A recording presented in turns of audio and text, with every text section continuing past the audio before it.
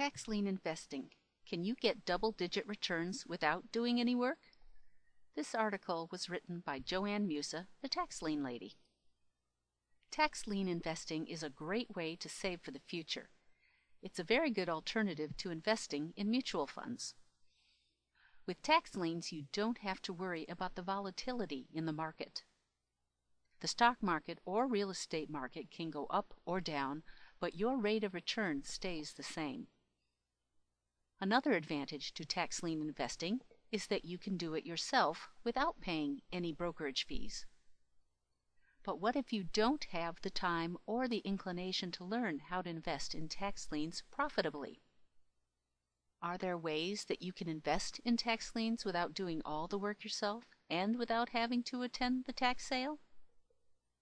Although buying tax liens online is a way that you can participate in tax sales without going to the sale, you still have to spend the time to do your due diligence.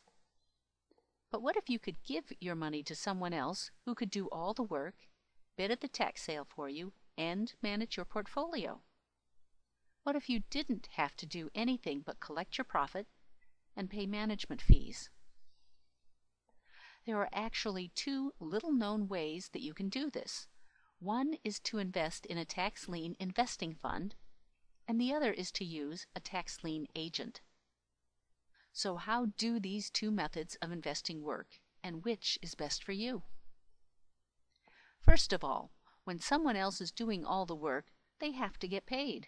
So there is a trade-off. It will cost you a little bit of your profit to have someone else do the work for you. How much you pay for this service depends on how much money you invest and whether you invest with a fund or through an agent.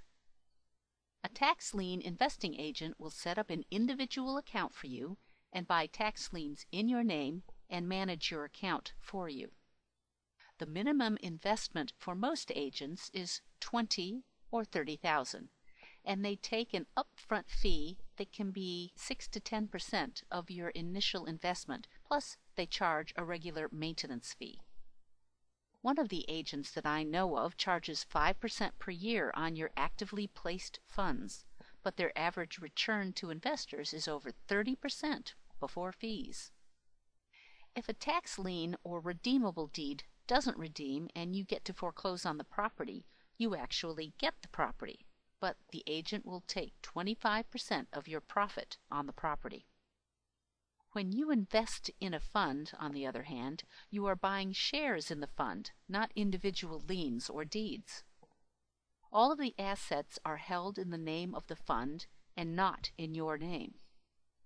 There is no upfront setup fee as there is when you invest through an agent. When a lien or deed is acquired by the fund, the proceeds are split evenly among shareholders. Because the expenses are shared by all of the shareholders in the fund, fees tend to be lower when investing with a fund than they are with an agent.